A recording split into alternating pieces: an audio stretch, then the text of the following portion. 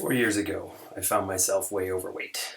I decided to make a change in my life and slim down, get fit, and I set out with nothing but a gym membership and a lot of determination and no knowledge. And I just went for it. And over the next 3 years, I got into the best shape of my life. But the last year, I've slid back, got kind of out of shape again, and I decided to use the knowledge that I learned the hard way the first time, without a personal trainer, just a lot of research on the internet and trial and error with myself to get back to the shape that I was in before. So I'm doing this as an experiment, like to chronicle my journey back to fitness, to keep myself accountable and help out people, anybody that is having a struggle trying to get into shape or get back into shape themselves. I'm not a personal trainer or a nutritionist. I just know what I've learned on my own through trial and error. I've been in shape once and I can do it again. I'm Nate Howell and this is REFIT.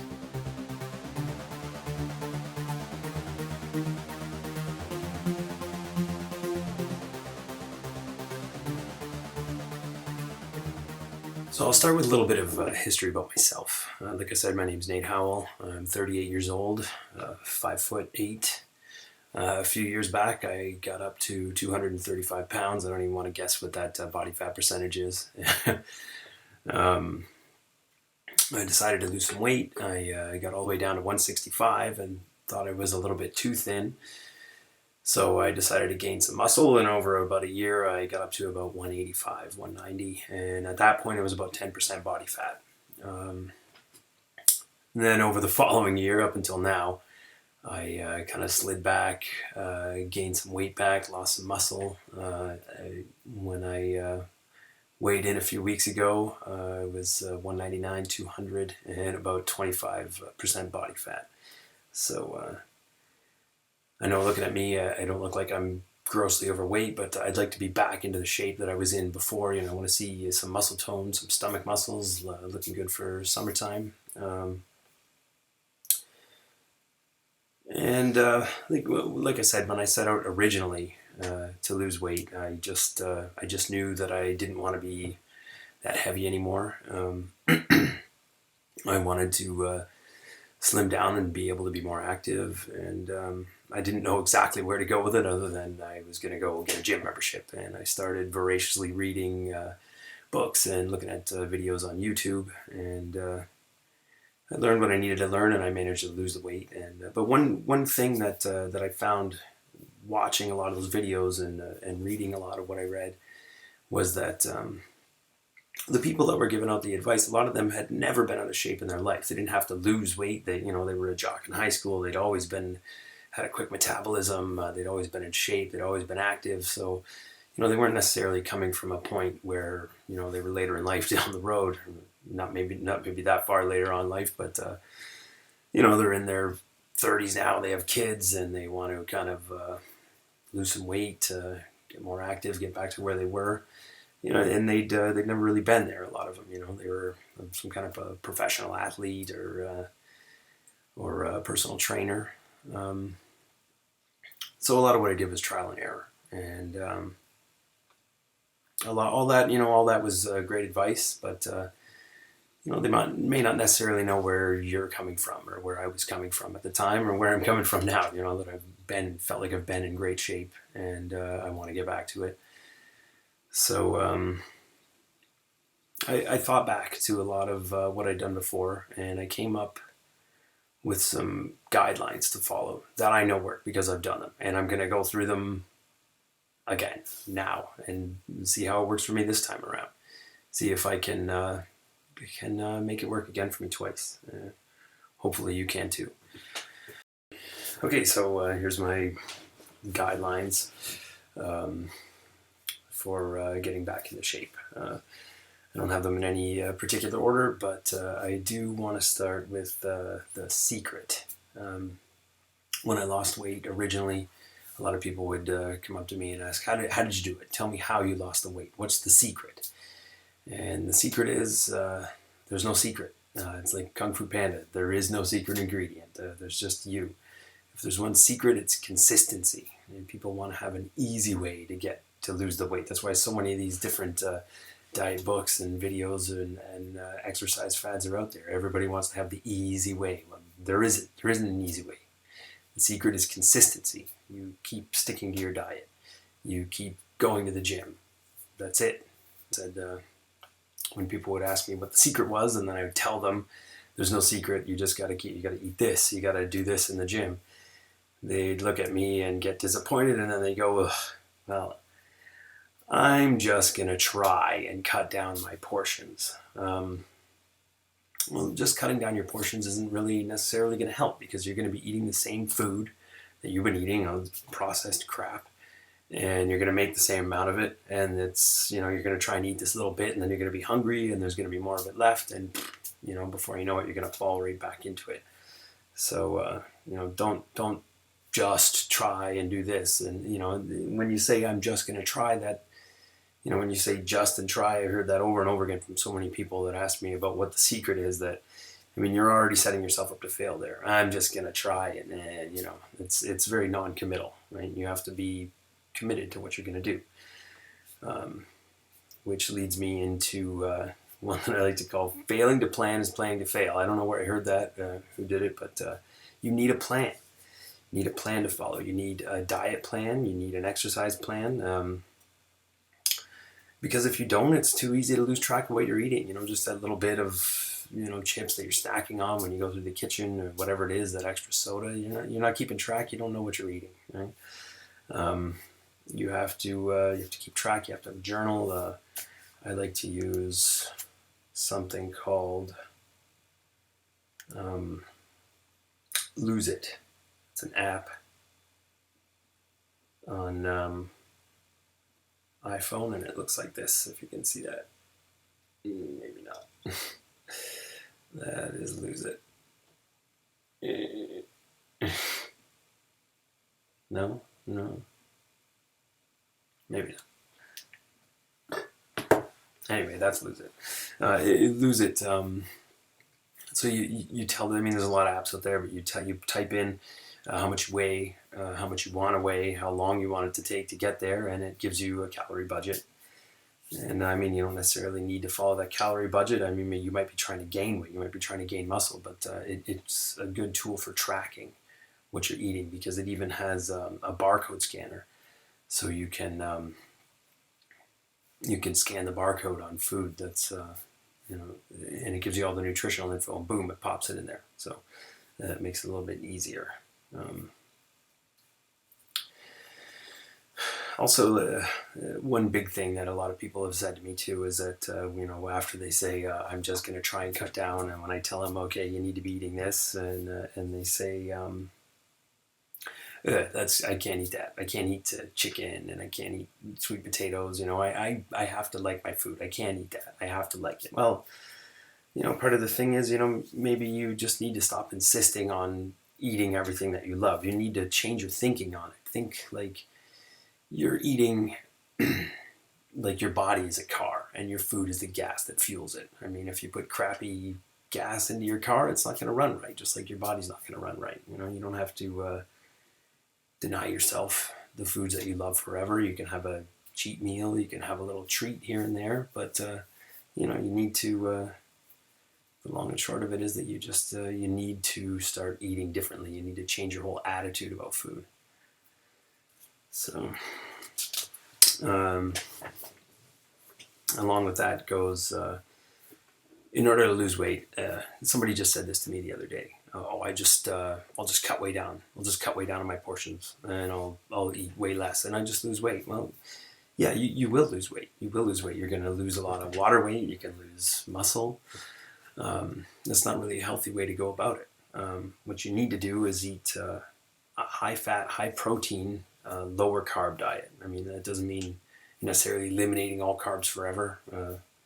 But when you first get started for a couple of weeks, you need to have like very little carbs, as little as possible, next to none. So, that means in general you're going to be cutting out like pasta, bread, potatoes, everything processed needs to go. Sugary, chocolate bars, pop, that kind of stuff. Like pop is huge for putting weight on. There's so much sugar in it. You need to eat whole foods that you can instantly regulate. A little kid could recognize what it is: chicken, beef, fish, lots of veggies. Healthy fats like coconut oil, olive oil, that kind of stuff. It's not going to make you fat, believe me. Another thing to think about is your weight. Your weight is just a number. You're not looking to lose weight, you're looking to lose body fat. That's what you want to concern yourself with, body fat, not weight. Because when you're trying to get fit, you might be gaining muscle from working out. So you may not necessarily be losing weight all the time. The scale might stay the same for a couple of weeks. It could. So what you need to do is check your body fat with. Get one of these. It's a little caliper. They have these other. They have ones that you just grab, put your hands on, but I think this is more accurate. You kind of pinch it in a couple of different spots on your body, up here, your stomach, and your leg. And this is a digital one, so it calculates it out for you. It'll tell you your body fat percentage and your lean body mass, which you need to calculate out some stuff that we'll talk about later. Also, take progress pics. Before you even start, take a picture of yourself, and like I did of myself, so that as you go on, you can compare back to where you were. That's the way that you're going to show your progress, visually, not necessarily just by your weight. Also, when you get started out, I recommend that you tell people. A lot of people are self-conscious about it. They don't want to tell anybody, but I think you should tell people because it keeps you accountable. That's what this video is about for me. It keeps you accountable because people are going to, oh, how you doing? You still working out? But by the same token, you should be prepared for negativity. I ran into an awful lot of it from, people I wasn't expecting it from. A lot of people, because when you say that you want to change, you want to get fit, you've had excuses for a long time that you've been making up for yourself, which I did, and everybody does, right? Well, everybody else has those same excuses, and they've been using them for themselves for a long time. And if you have the excuses that they have, and you're doing it anyway, they don't like that. They don't want to see somebody else succeeding at it when they have these reasons why it can't be done, right? And also people like to kind of pigeonhole people into a spot. This person's here, and I'm here, whatever it is. But some people just don't want to see you succeed, and you may be surprised who it is. So you have to be ready for that. I'd say just let it roll off your shoulders. Keep doing the work, and eventually they'll be the ones asking you how did you do that? How'd you lose the weight? Because they'll want to do it too.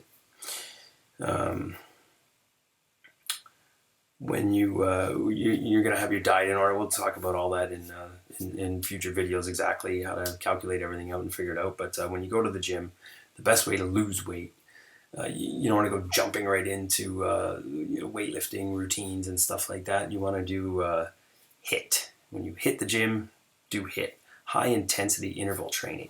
So you'll be doing cardio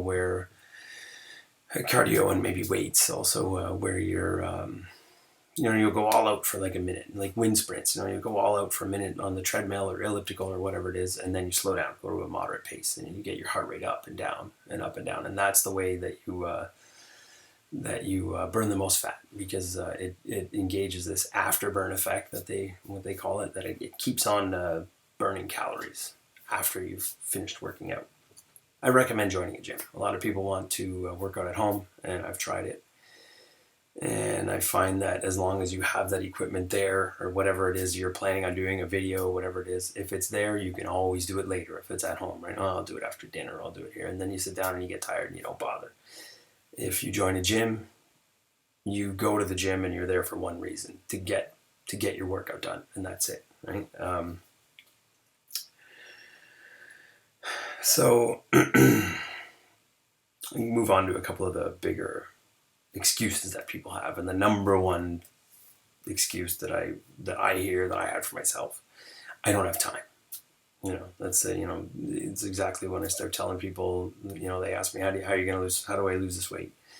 And I'll be like, well, you go to the gym, you do this. No, I don't have time for that. I don't have time to make those meals. I don't have time to go work out. I have a family. I have whatever. Well, and then another time they'd be telling me about how they watched a whole season of some show on Netflix, or this and that other stuff. Everybody has the time. You have to make the time for this. It's there. If you look for it, you can find it. There is time. You can do it in a short amount of time. And one way you can do that is to plan out your meals. It sounds like a pretty big deal, but what you want to do is, say, if you're going to eat something like chicken, fish, and vegetables, I'll go take my lunch containers. I work in a factory. I work 10 hours a day in a factory, and it's a half an hour away, so that's an hour driving for me. A significant portion of my day is taken up. I have a family too.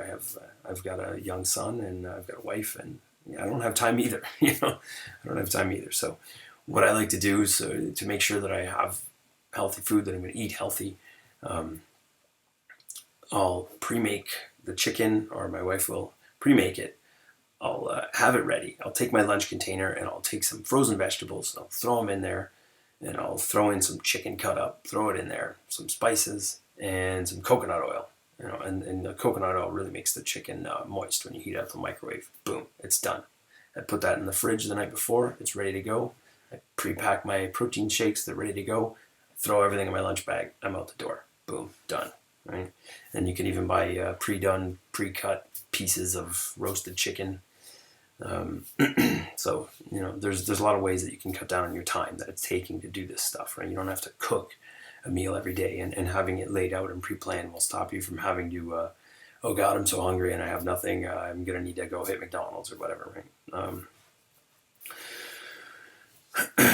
Once you do have your meal plan in order and you've joined your gym, I also recommend that you keep your gym bag packed.